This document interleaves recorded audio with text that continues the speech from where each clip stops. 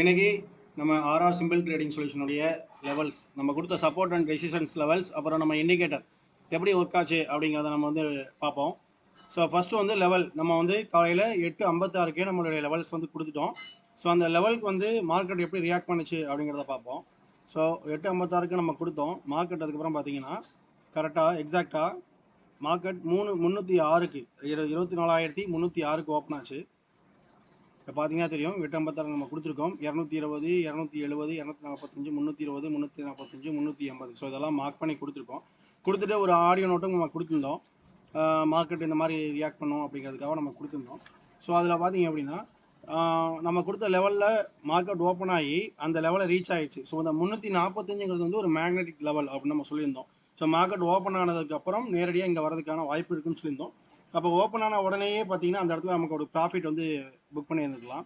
So next பார்த்தீங்க அப்படின்னா நம்ம கொடுத்த லெவலான 380 அங்கே வந்து ரீச் ஆகிட்டு ஸோ இந்த இடத்துல வந்து ஆல்ட் ஆகிருக்கு, மார்க்கெட் வந்து ஆல்ட் ஆகிருக்கு.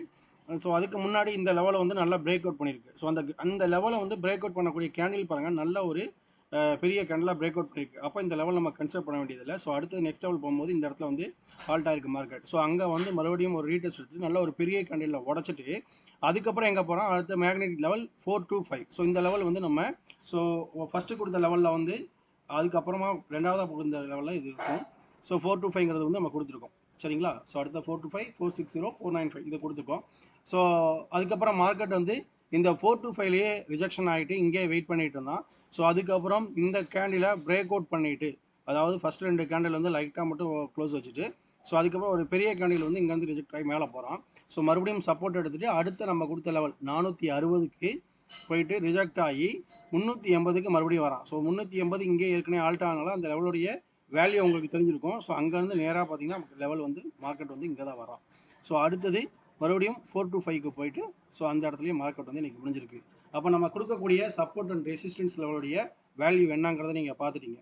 ஸோ அடுத்ததாக நம்ம indicator RR buy and sell pro indicator எந்த அளவுக்கு ஒர்க் ஆகுதுங்கிறத நம்ம பார்ப்போம். ஸோ நம்ம RR buy and sell pro indicator எப்படி ஒர்க் பண்ணியிருக்கு அப்படின்னா, இப்போ மார்க்கெட் வந்து மார்னிங் ஓப்பன் ஆன உடனே 9:25 கேண்டில் வந்து நமக்கு வந்து பை சிக்னல் வந்துருச்சு. ஸோ அப்போ 9:25 கேண்டில் வந்து இந்த இடத்துல பாருங்கள். ஸோ இந்த கேண்டிலில் நமக்கு வந்து பை சிக்னல் வந்துருச்சு. ஸோ பை சிக்னல் வந்ததுக்கு அப்புறம் நீங்கள் வந்து இப்போ இந்த கேண்டில் முடிஞ்சதுக்கப்புறம் அடுத்த கேண்டில் ஸ்டார்ட் ஆகும் போது நீங்கள் எடுத்திருந்தா அட் த எண்டு அந்த நம்ம கொடுத்துருந்த ஆல்ரெடி நம்ம லெவல்ஸ் கொடுத்துருக்கோம். அது வந்து நம்ம இண்டிகேட்டர் பர்ச்சேஸ் பண்ணியிருக்கக்கூடிய நபர்களுக்கு மட்டும்தான் நம்ம வந்து சப்போர்ட் அண்ட் ரெசிஸ்டன்ஸ் லெவல் நம்ம கொடுத்துருக்கோம் இல்லையா?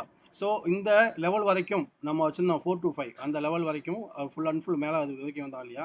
ஸோ அந்த லெவல் வரைக்குமே நம்ம வச்சுருந்தோம் அப்படின்னா அந்த பை சிக்னலுக்கு அப்புறம் மட்டும் 100 பாயிண்ட் வந்து இன்றைக்கி மார்க்கெட்டில் நீங்கள் கேட்ச் பண்ணிக்கலாம். ஓகேங்களா?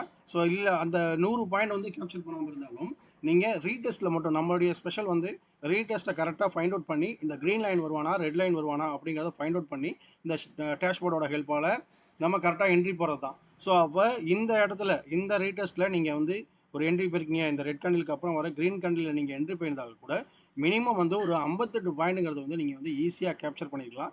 ஸோ அந்த ரீடெஸ்ட் இல்லாமல் இந்த ரீடெஸ்ட்டில் நீங்கள் என்ட்ரி போயிருந்தீங்கன்னா கூட 36 பாயிண்ட் நம்ம இண்டிகேட்டர் மூலமாக மட்டும் நீங்கள் கேப்சர் பண்ணியிருக்கலாம். ஸோ மார்க்கெட் ஓப்பன் ஆகிட்டு அடுத்த 3வது கேண்டிலே நமக்கு வந்து பை சிக்னல் வந்துருச்சு.